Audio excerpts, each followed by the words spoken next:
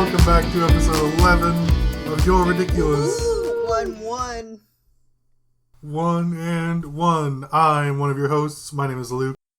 With me, as always, I have the inscrutable Wolfie. Inscrutable. I don't even know what that means. Not to be It means I can't not be to be scrooted. That's amazing. And joining us again, not as always, but again, we have recurring guest and friend of the podcast, Rainie. The adjectiveless. Cat Rainie. I think you've said that before. We're just gonna keep with it. Stole it from me. That's fine. I'm with it. Last week, if you haven't checked that out, make sure you go back. I don't know what you do. I guess, I'll give you a pass on that one, because it was the holidays, taking everybody's time They should have been playing it for the whole family, as you open presents.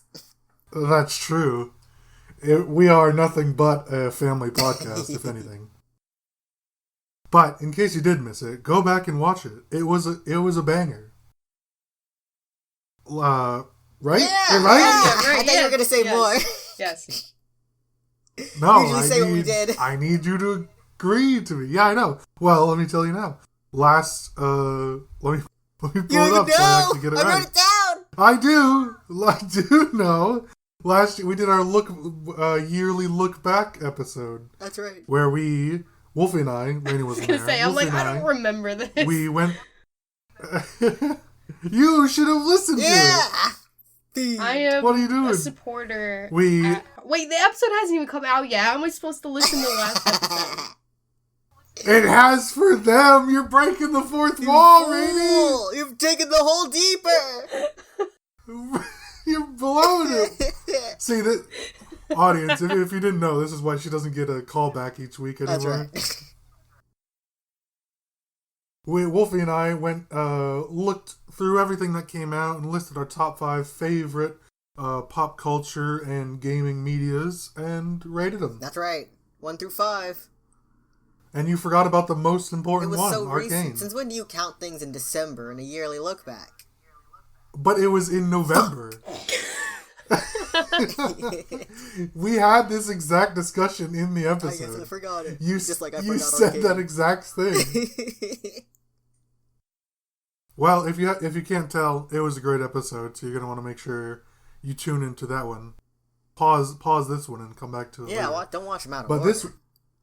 Yeah, you can't do that. You'll get spoilers, just like we just gave you the spoilers. Yeah. This week, though, our main topic is going to be the new Steam card game Inscryption. Whoa! Spelled with a Y, just like my Twitter. Yeah! And then we're going to be bringing back Reddit's Hypothetical. Been a little while since we've given you one of those. And then polishing the episode off with a question of the week from Rainie, just like always. Another thrilling episode. Woohoo! A master blaster of one. Faster, smashed-er. Alright, without further ado, Wolf, why don't you take it away with Inscryption? Alrighty, Inscryption, if you haven't heard of it, is a card game you play, but like on a computer. When I first saw it, I didn't know what it was. I thought it was just like a little card game, and it's got its spooky little vibes, spooky horror vibes. And then you play against some freak in a cabin, and there's like three sections every time. You keep going through them. You meet the prospector, you meet the angler, and then you meet the trapper / the hunter. And then you fight the guy himself. And it's a fun little game that honestly came out of nowhere. Like when I looked at it, it had its dedicated tiny little fan base. But like it was something that really came out of left field. And what really shook the boat, made waves, was that it wasn't just some card game. It was an ARG. ARG, if you haven't heard of them, I don't know what they stand for, but they're like games that change and kind of based on like your actions in real life. So, I played it, I bought it, I watched He Who Will Not Be Named this time play it. And I was like, I should try this. And I bought it, and I played it for hours upon hours in one go. And then Rainie played it, killed my save, but... I did. I completely... Oh, I bungled that one up. You erased it from existence. I did. I was like, I'm gonna start a new game, and then thinking I was in my own Steam account, and I was not. And then it was awful. I cried myself to sleep. I wouldn't have even noticed if Lucas wasn't like, huh, Wolf, playing games at work. And I'm like, I'm not. I played for hours, too. I like... You sure did. I didn't want to interrupt you, Wolf, because you're on such a roll. But for those wondering, I like that, by the way, you're like, for those not aware of what ARG means, I don't actually know. But it stands for Alternate Reality Game. Oh, I see. Yeah, so just for those, we're nothing if not a teaching podcast and a family-friendly podcast. Always learning. But yeah, back to the bungling of Wolf Save. Yeah. It was awful. I think I got really through funny. Almost the entire game. You did. Because oh my god, when I started, it jumped straight into part 2, and I thought it was the beginning, and I was like, well, this is different from what I've seen coming into it, but okay. My dumbass didn't even question every other it. Game alive. Yeah. It was amazing playing the game, and then looking back at all the YouTubers and seeing that they still hadn't hit part 2 yet. I'm like, I'm ahead of the game. I'm awful at card games, but I'm great at puzzles, so it was just a case of finally winning the card game. Yeah. I actually am, like probably many of the audience, haven't actually played Inscryption. You forget all the time in the world. Listen, we can't all, dedicate what we need. I guess. I don't know where I was going with that. Didn't you have an excuse lined up? I didn't have an excuse. I heard it's kind of like a spooky game. Yeah. Very spooky vibes. Like, no jump scares, but its atmosphere is like horror themed. Unsettling. The actions, this world they live in is kind of a nightmare. When you really think about it. Different kind of nightmare. Inescapable. Now, what's the goal of Inscryption? Like how do you win? The goal, or is there no loosely, winning? The goal is to win the card game, and that's the first goal. And then when you do that, you learn the second goal is that you need to escape the cabin somehow. Which involves winning the card game, but that's only one of the steps. There's like a couple other things hidden around the cabin that you have to do and figure out before you're actually able to escape the cabin. And then escaping the cabin leads into even more stuff, which is why this Inscryption wasn't going to be its own episode. It was just going to be a mention until I realized there was so much more game. Mm-hmm. So much more game. What more game is there? Well, we're only... once you escape the cabin, what happens? We haven't hit 10 minutes yet, but I guess we'll hop right into spoilers, so here's everyone's warning. It has to be done. Must be. There's just so much. So, then, after you solve all the puzzles, you have to get the alternate camera film, so that because at the end of every time you lose or every time you win, the role playing card game you're playing with the guy who's the man, Leafly, I think. Lessie. It was a weird day. That's very different than what you said. I got the first 3 letters right. Yeah, that's all that really matters. Yeah. Anyways, Lessie, he takes a picture of you, and his camera is magical, and that it then traps you inside of the photo forever as a game character. So, I think you have to die at least twice before the game actually lets you progress to the winning ending. It took me 1 billion tries. But then, when you finally get it, you take the picture of him, and then you're finally able to escape. But then, the game, changes. It brings you to like a video stream with like a 8 videos you can watch about some guy, some YouTuber who like opens trading card packs. If you've ever seen that. Yeah. So it's not the one that spoiled No Way Home. Oh, not that guy. He's dead. That's true. He's not a YouTuber anymore. He's not anything. He's erased from existence. That's right.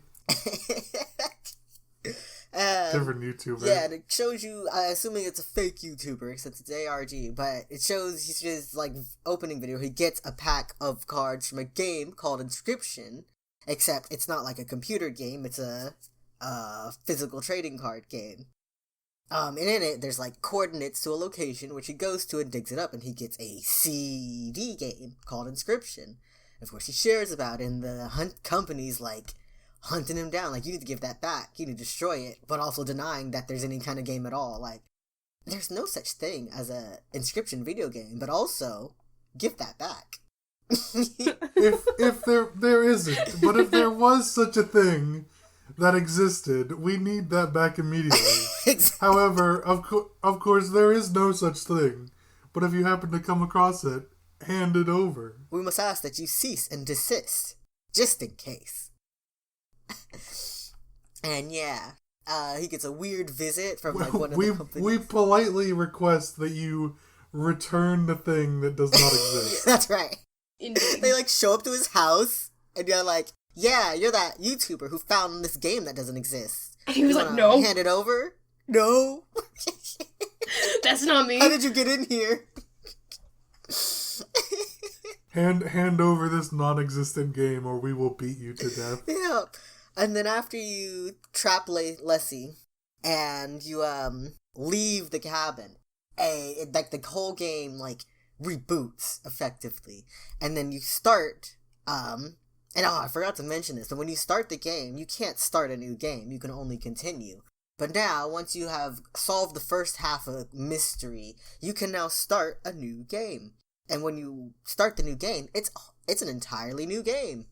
It gives you a little cutscene telling you about the world, and there's 4 scribes. Lessie was one of them. He's the scribe of the beasts. There's the scribe of the dead, scribe of the computer, and scribe of the magic. Yeah, basically. And you want to become a scribe, allegedly. And so you have to go through, you battle each one to become stronger.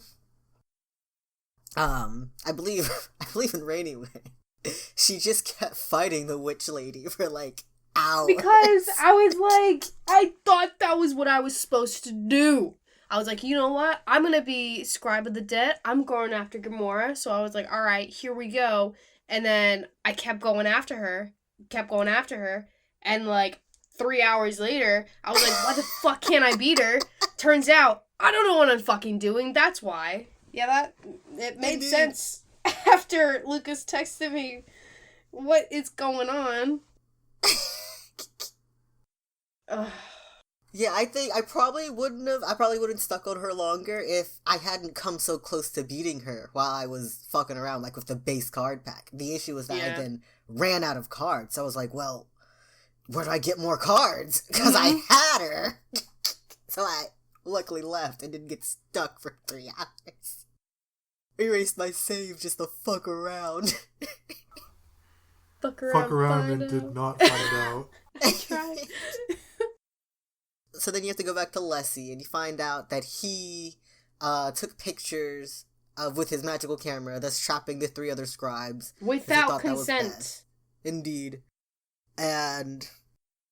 wow, in 2021? I know, right? Bitch, disgusting. I guess it's 2022 by now, but... And then I actually have not finished the game, since I had to redo a bunch of stuff.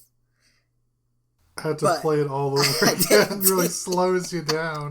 But what I did, there's like a lot of little things hiding around. There in the, wasn't sure, Rainie, I wasn't sure if you found this, but if you go up in the woods, there's a tree that isn't blocked off, so you can walk right past it, and there's like a picture of a lady. Like a real life lady, not a game lady. And it's all glitchy and weird. And then on the other side, you can talk to the old lady. Wait. What is the difference between a real life lady and a game lady? Like, what does that mean? A real life lady's from real life. If I took a picture of you and then stuck it in the game, compared to like, but then it's just characters. a game picture of me. I mean to say. Well, that how do you know this is someone in real life? Who is the person? Reality is distorted. It's a real life we don't person. know. So how do you know it's not just a someone game related lady? to the YouTuber who's also been playing the game? Because also, when you beat the third scribe, the game kind of kicks you out again back into the video picture show, and you can watch 8 more videos of the guy just getting continually weirded out by the game. That isn't supposed to exist. And, it's like, I don't think the characters are aware they are in a game, but their world functions like one, and they're aware of that. And if you talk to the statue carver, if you find her hiding up in the corner, she'll talk about how this isn't the first time this has happened, that she's not going to talk about it, that it's old save data, and to know would mean you have to die. So she's real tight-lipped or whatever's going on here. And Rainie, did you complete the game? I almost did, but I was able to research what it was, what the end goal was, and I spoiled a lot for myself. You spoiled a lot for yourself when you hopped into my game. Bro, I blew the entire game up in front of my own face. Blew up the surprise. I'm like, Rainie, no, that's not right. And I was like, I know what I'm doing. You're in the wrong half of the game. And then you had to hard erase everything because your game wouldn't forget. Oh yeah, save. So I ended up receiving all of the achievements that Wolf had already received on their own, and immediately, so I opened Inscryption, and boom, I've got 50 achievements dropped in my lap for shit that I didn't even do. And then by the time I started playing the actual game, I was meeting the cards, and I was like, I know who you are! And the entire time, I'm not supposed to fucking know! You're not. I'm like, wait Good a thing you minute. weren't on a Microsoft account, your account would have been achievement spoofing. Yep. Tisk. Yeah. They won't have any of that. Yeah. So what? Well, tell me the deets, Rainie. So basically, yeah, fill us in. What happens? Yeah. So basically, part 2 is all about your adventure in trying to defeat the scribe that you want to take over for, that you want to replace. Once it comes down to it, you defeat all 4 scribes in your little part 2 mini game. What ends up happening is the entire thing gets rebooted again. You're like, Ooh. What the fuck? You're like, all right, here we go. I'm going to go against the scribe that I want to replace. Fuck no. So what ends up happening is PO3 comes in, and you're strapped down to a table, kind of like the same scene where you were with Leshy, where you had his environment in the cabin, and he was giving the cards to you, and you were just going against him multiple times. PO3 or P03, I'm not entirely sure which one it is. Yeah, I mean,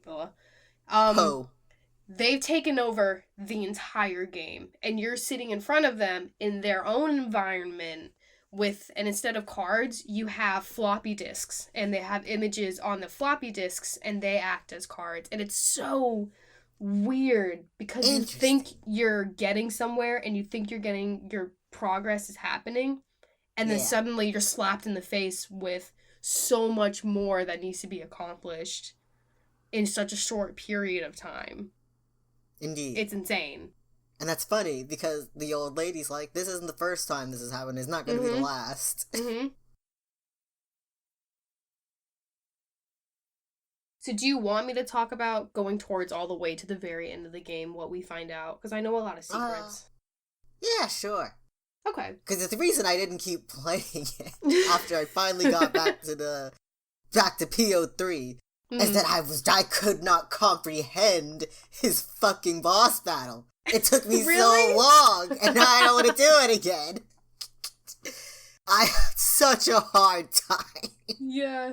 Oh no. All the other scribes I blew through, but his, it was too much for my brain to handle. Because his, the board rotates. It rotates.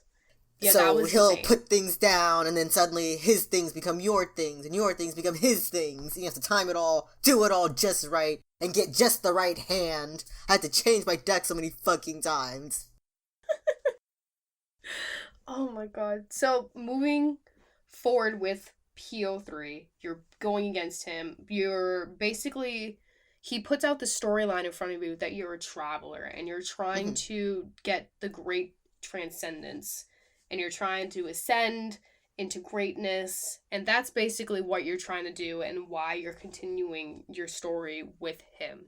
So the whole time, what P03 is actually doing is gathering data from the person's computer that he's on, if that makes sense. So Carter, our real life living person that is playing this game via his own computer, which is the visuals that we're seeing. We're basically seeing his eyes of the game, on the game.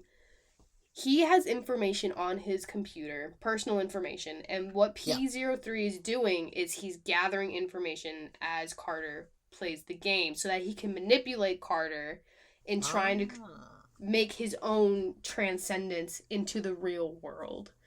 It blows my mind. And then the other scribes, they actually know that there is a real world outside of the game. They know that they're in a game. Yeah. And once you start getting towards the end, they're like, yo, you need to stop P03. You can't let this game get into the real world, because what P03 is actually trying to do is mass produce the game Inscryption so that there's not just one copy, there's millions of copies that can be accessed online by anybody, and everybody can be playing the game. Fucking Leshy ends up taking out P03, kills him, and then Grimoire convinces you that you need to give her the power so that she can permanently delete the game forever, so that the game cannot get into the hands of the wrong people, because apparently the game can actually kill people in real life. Word up, Leslie. Yeah. If you die in the game, you die for real. Yeah, it's... You die in real life. Oh my god, and there's a conspiracy that goes around about what the game Inscryption is and how it was made. And the old data actually consists of code that was going to be used for warfare. And that's how the game came into creation. Warfare or actual war? Code, like actual war, real war. Okay. It was supposed to be weaponized. Wow. And that's why the code is so dangerous, because it will be weaponized, and that was its main goal. Now, it gets even crazier. The person who... there's more. It keeps going. That's why I'm like, you don't understand. So, the creator before Carter got the game was named Casey. Now, we see Casey show up in the game more than once. Casey's also... Yeah, Casey is actually one of the ladies, the original coder, who helped finish Inscryption. She shows up. Her death card shows up when you're going against Leshy. It's one of the cards. And then she also her name also shows up by saying that she was killed by a block of ice once you get into part 2 in the Scribe of the Dead's area. You have a skeleton that you end up having to face, and one of their arcs is that they were killed by ice, and you have to put all this information on their tombstone, etc., etc. So Casey's embedded in this story. But Casey was a real person. Carter finds out. We get another section of video clips. Carter finds out that Casey's actually dead. And she died right as she was finishing Inscryption. She's the one that wrote the location of the floppy disk for Carter to find in the cardstock before she died. Ooh. Now, we don't really know how she died, because the game says she was killed by ice, but Carter has her mom saying that she was killed by a fire. So we're not entirely sure what happened to Casey. We just know that they're dead and that they were the last one to handle the game Inscryption that Carter is playing. Yeah. So there's just so much more going on with this game than just it being a game, period. That I feel like it's possible that the creator of Inscryption, here in real life, outside of the game itself, in real life, the creator of Inscryption, I feel like there's gotta be something else going on that they have plans for. I don't know. There's so many underlying secrets that there's gotta be more to what's going on. I have questions. Indeed. Millions of questions. Millions of questions. What a fun little game. Oh, maybe I will continue playing it. It's insane. For those curious... PO3's bullshit section. Mm-hmm. It's developed... The game Inscryption is developed by Daniel Mullins Games and published by Devolver Digital. Now, I'm not really familiar with either of those, but at least they've made a successful game here. However, this whole thing feels like a incredible acid trip. It does. Just hearing about it. Insanely... I'm bringing back my comment from our Fortnite episode that the writers or whatever of the game just decided to throw anything on a whiteboard and just accepted every comment that stuck. Nothing was turned down. Mm-hmm. If someone had an idea, it was up. Has to be.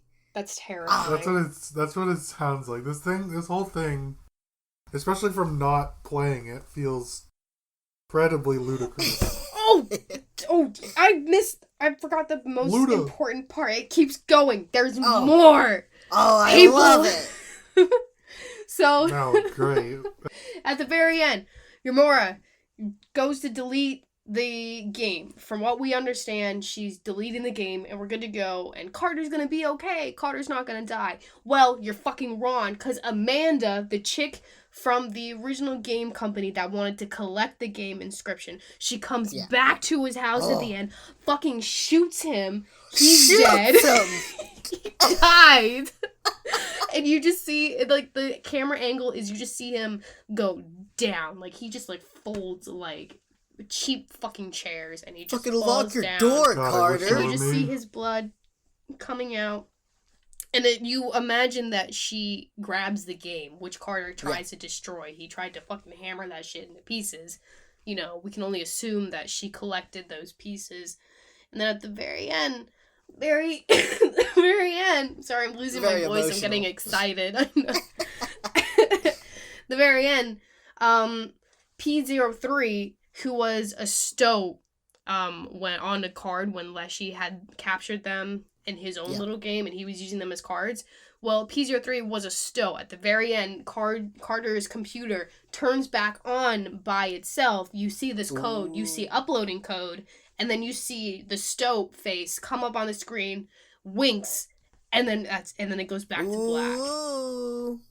I can only imagine that just means P03 didn't actually die. The game didn't actually get destroyed. The world's gonna end because Inscryption's gonna go out. Gamora's a fucking liar. Yeah.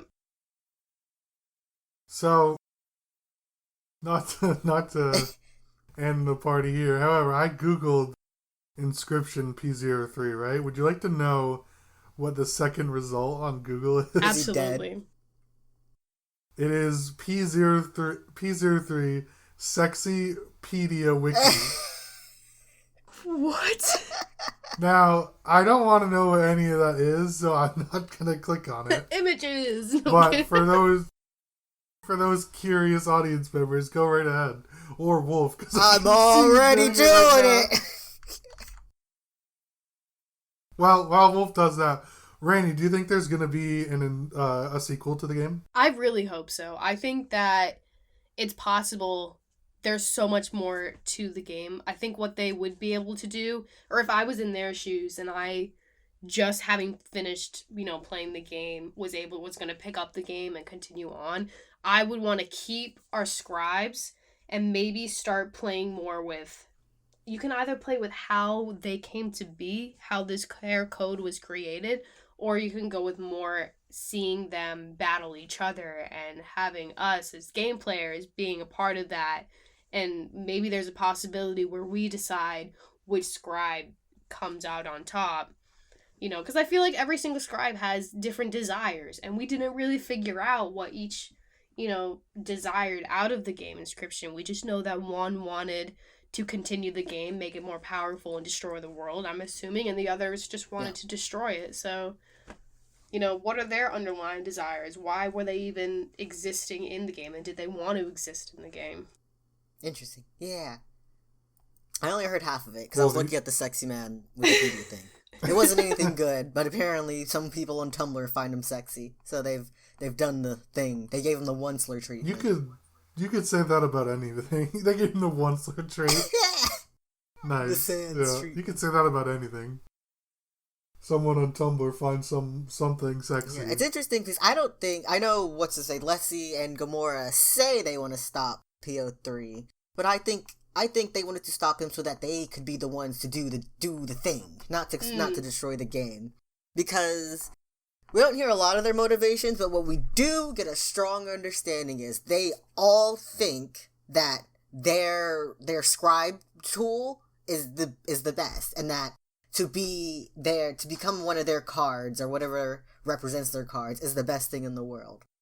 And that Leslie thinks that as in, why wouldn't you guys want to be bees? Gamora thinks that as in, why wouldn't you want to be one of my dead? Even, what is the magician scribe's name? The stink bug. No, that's Gamora. What's the magician scribe? I don't remember. He doesn't play a big role. Yeah. But, you know, he was my favorite only because I just felt more comfortable talking to his character in part 2 than any of the other ones. I feel like he wasn't trying to, like, one-up me or anything. He was just trying to teach me and talk to me. Magnificus! Magnificus. He sure did mistreat his students, as they are all desperate to die and become a card for him. And I think the warfare aspect might just be the turning people into playable cards. Ooh. I mean, you send something like that into, like, enemy territory, they're just gone, wiped out. You don't even have to, like, actually fight them. They're just eaten by the game. Yeah. Coward's way. That's insane. I didn't even think of that. That because Casey was a real person, and Casey ended up dying and becoming a card in the game. Can you imagine doing that to thousands of people if all these people could access it? Yeah. Oh my god. Like, PO3 has the tech to actually get to our world, but I think all 4 of the scribes would do the same shit if they had the ability. Interesting. Well, I guess you'll have to wait and find out. So it seems. If there is a sequel and what happens. It'll be like years in the making, like Delta. Like Doki Doki Literature Club. We're still waiting on the next part of that ARG. Also true. Also, most people are too scarred after the first one. So it seems. We have to make Rainie play that one day. You haven't played it, Rainie? I will. I'll write it down. Jack play it? Yeah. No, you have to play with us though. I was made to play with Colin and Wolfie. You have to play with us. Alright, that's fair. I think I can handle it. Oh, you get to hear my British accent.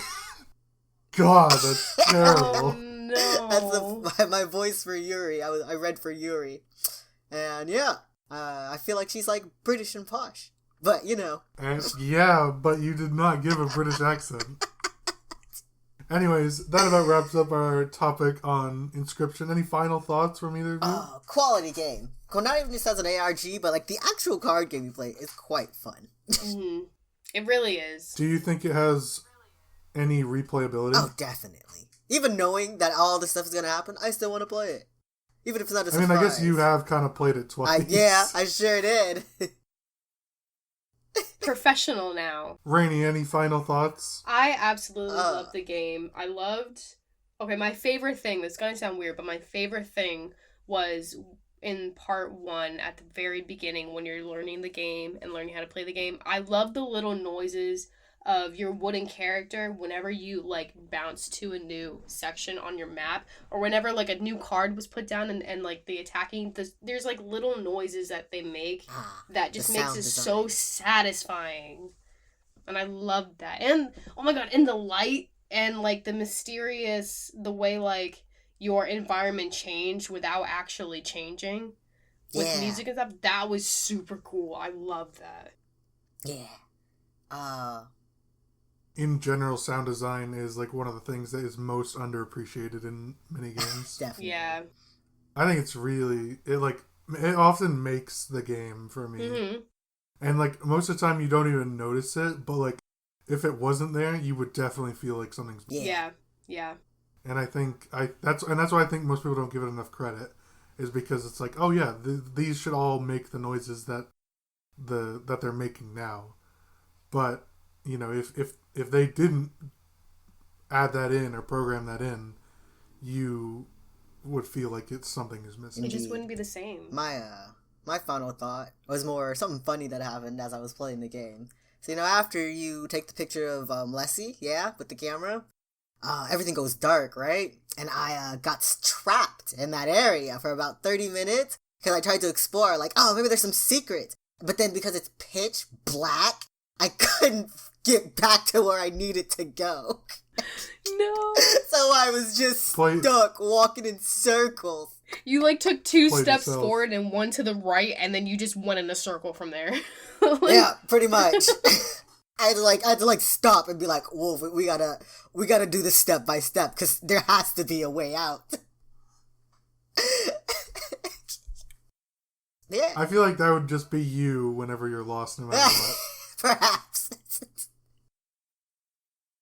Oh man. Yeah, check it out if you haven't. Yeah, definitely. We're going to be moving on now to our next little segment, bringing back a Reddit's Hypothetical. Whoa. If you haven't been a watcher or listener with one of these in it before, we go on Reddit and find a hypothetical question that some random user asked. Now this one, the user's name was not available, unfortunately, so we can't provide that. But the question this time is, would you rather have a long role in a bad movie or a short role in a good movie? Who wants to go first? Rainie. Oh, the pressure. I think for me it was actually that's actually pretty easy. I think I would do a short role in a good movie. Because I feel like if I'm going to take a big long role in a bad movie, I feel like a lot of people are going to assume that I'm the reason the movie's bad. And I don't want that. I'd rather have just a nice short role that Naturally. I can fucking nail in a movie that I know is solid. I see. Now the conundrum here is that if you take the long role in a bad movie, you could easily be blamed for why it was bad. In fact, some people will likely blame you for that. But however, if it's a good movie in a short role, also on the opposite end, probably won't be commended for the reason that it was good. Exactly. It's a good point. So there is sort of a catch-22 here. You're kind of boned either way. But anyways, I wanted to point that out. Wolf, what do you... Me, I'd take the long role in a bad movie. For one thing, infamy is infinitely more powerful than normal famous stuff. I'd be unforgettable because the movie was so bad. And even doubly better is if I did a good job, but the movie was just bad. Like the writing or whatever. Like, what was it? Ghost in the Shell. Oh no. Bad movie, but everyone's still talking about Black Widow. You know what's really funny is I stumbled upon Ghost in the Shell, but I didn't know that there was an animated movie that it was based off of. So I only saw that first one, that live action that everyone was saying was terrible, but I didn't even know at the time that it had a bad rep. I just watched it and I enjoyed it thoroughly, and I got to see almost some titties, and that was great. Almost titties. The true quantifier of a good movie. And then I finished it. Yeah, almost titties. Yep. And then that was that, and I went online. I thought that's kind of funny. Yeah, I thought it was alright. Just watch the anime, though. Yeah. It's still on my list. Same with fucking Cowboy Bebop. Stop making live action things of animation. Quit being a coward and just watch the damn cartoon. Yeah. Gosh. Well, what happens if you watched both? You will have liked the animated version better. If you watch the animated one and then the live action one, then you get to have a good laugh. I want to know the percentage of people that, like, watched the live action Cowboy Bebop, said it was bad, but then never went back to watch the anime. An interesting I want to know, like, everyone just like, yeah, this fucking sucks. I'm not watching shit. Ruined it. Ruined its rep. Yeah, ruin it for yourself. Lucas, what about well, you? Anyways, what about you? Back to the question at hand. Wolf is 100% correct, and I would absolutely choose the bad What do you movie. mean? Are you saying that I'm wrong? You're gonna tell me that I'm wrong? Yeah, now. Yes, I am telling you you're wrong, and we've already listed many ways why. First of all, Infamy, 100%, way better. I can finally have the arguments on Twitter that I want and build up my clout. Secondly, my role, if it's longer, I just get paid more. Oh, true that. I didn't even think about and that. I don't really care if it ends up being bad, because I know I'm damn well not the reason it's bad. I'm going to be the reason you go see it in the first place. After you hear it's bad. Because I'm going to be owning my part and carrying the whole damn movie on my shoulders. Yeah, just look at James Patterson. He was in Twilight. Now look at him. He's fucking Batman. Yeah, and he died in Harry Potter. Oh! You can't get much better than that. You can't get much better than being a corpse in a movie. Yeah, exactly. A movie that now has its own theme park. That's very true. And a lot of other stuff about it. Other stuff's unimportant. You know, the only thing that matters is look Butterbeer. at you also could be like Wolf kind of brought it up before, but like you could be like a good part and just be in the bad movie, like what's his name, Hayden Christensen as Anakin in Star Wars Episode 3. Oh yeah. His dialogue was dog shit because the writers sucked. But he did the best he could with it. He rocked what he had. And the fans liked him so much that he's being brought back in the Obi-Wan Kenobi series. Oh, nice. As Darth Vader. Yeah. And so is Ewan McGregor, but he was good anyway. So, yeah. Anyways, 100% bad. Long roll in a bad movie. Odd one out, Rainie again. Also, if it's bad, you can be like, yeah, you should hire me because I'm good. It was the movie that was bad. Exactly. Yeah. Like, you have so many outs.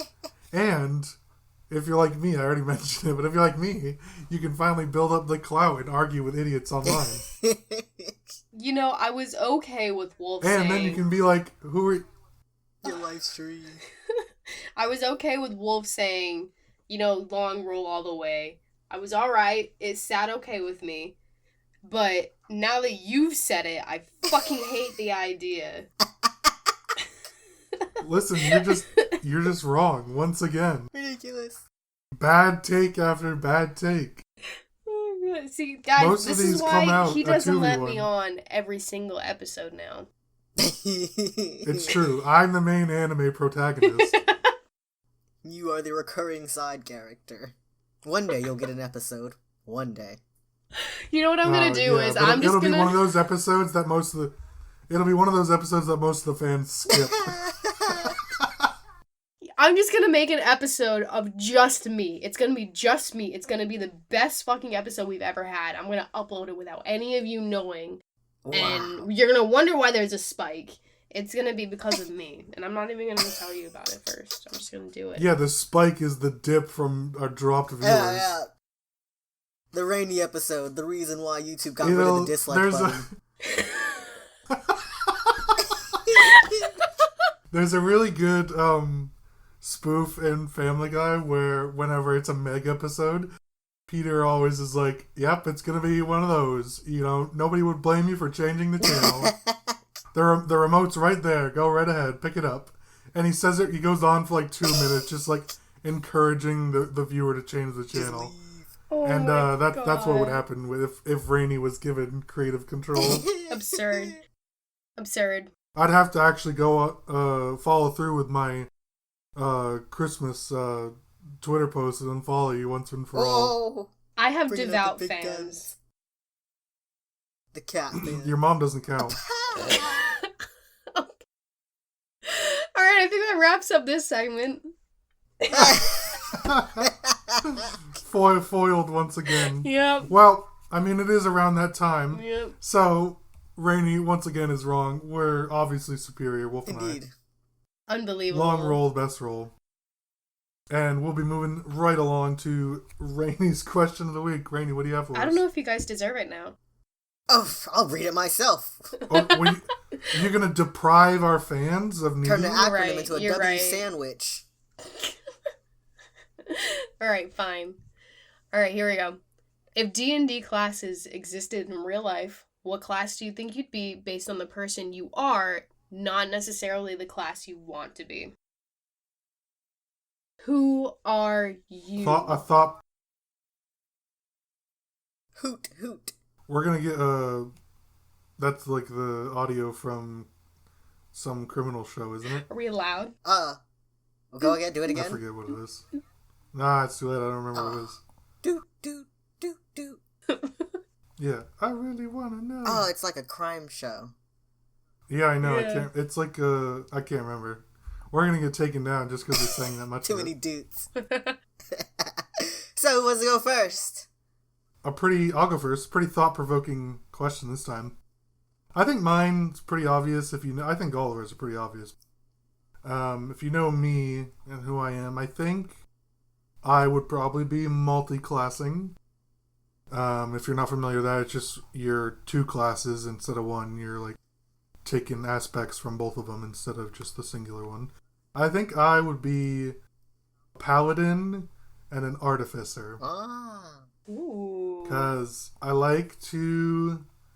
I mean, typically when you think of a paladin, you think of pretty sizable person and like fights for like what they think is right and good and their party and their friends and all that stuff. And I think I do that in general and don't take crap from anybody. And then the other side is like the creative side of me, where I like to create stuff, build stuff, just kind of be like, and that's part of why I'm a game designer and stuff like that. I like to make things, do crafty projects and stuff like that. I was reorganizing my room the other night and I dropped one of my little Lego creations I did, and I sent it to these two. Took me 20 minutes to put it back together. Shows how smart I am. Genius. Should have fucking wrote down what I did. The first time you did. Anyways, I know it's terrible. Anyways, I think I would be multi-classing as a paladin artificer. If you're looking at that in D&D standards, I think that's pretty dog shit. Oh, because those classes don't really go together. I don't think. What a shame. I could be wrong. It's working out. Well, sort of working out for me in real life. So not too shabby. Indeed. All right. Well, Rainie, what about you? What's you? And we'll do Wolfie last. So I'm like stuck in between two. Like I want to say my original gut feeling is something with magic. So I would imagine something more like a wizard, mostly because it's got more intelligence and wisdom based rather than charisma based. I guess is really the main reason that I think wizard over like sorcerer or warlock. I'm just obsessed with anything magic at all. Put in like book, art, game, put anything magical in front of me. I'm like, that's my shit. But I also would want to go maybe a rogue route because I do like being stealthy and I do enjoy being deadly and feared in a very sneaky kind of way. I feel like I vibe with that really easily. So I'm like, it's a toss-up between the two of those. I see. I feel it. Yeah. My limited knowledge. Fair enough. Feel it. Yeah, I can dig it. Wolf, what about you? Alrighty. For me, I had a hard time, but if I were to dual wield classes like you are, I'd be ranger sorcerer. Ooh. But if I had to pick one, it'd just be sorcerer. But I did ranger because I've been called squirrely, and they seem like a squirrely bunch, doing things from a distance, not particularly physically strong, but so they do other things. I have called you squirrely. And in the sorcerer class, as I was skimming it, it seemed very much like me to stumble into some bullshit and become a fucking magical being. As that seemed to be the thing sorcerers did. Having a good time, strolling down the street with my bitch dog, then boom, struck by magic, and now that's my life. Roll that sounds with the amazing. punches. Again, and it makes up for my lack of physical prowess to just be creative, somewhat smart, and do magic stuff. And that's why the other magical classes didn't really work, because they were, like, intelligence-based, or scholarly-based, or faith-based. That's my shit. So I'm a sorcerer. Ranger. Yeah, I'm not really on the, like, the faith portion of the paladin. That can all be dropped by the wayside. It's more like just sort of the, like, righteous part of faith in yourself. But not faith in your ego. Yeah, exactly. Faith in me being... Faith in my ability to put a cap in someone else's ass. Not any sort of religious thing, if you are at all familiar with me. That's right. But yeah, I think I think you would also have a little bit of a bard in you. Yeah, that's what I was looking at. But I'm not musically inclined. Yeah. But if a bard can be other things. No, you're not, but you do sing and dance a lot. This is true. Anyone just has to look at our, like, midnight trips to McDonald's, and they would know. Going. Someone knows. Someone filmed it. I mean, you yourself have said there's, like, always music playing in your head. This is true. So I'm a bard. I'm a bard that's really bad at their job. Yeah, exactly. but a bard nonetheless. Indeed. I sing a little ditty. It's all off tune. No one's impressed. See, it's like...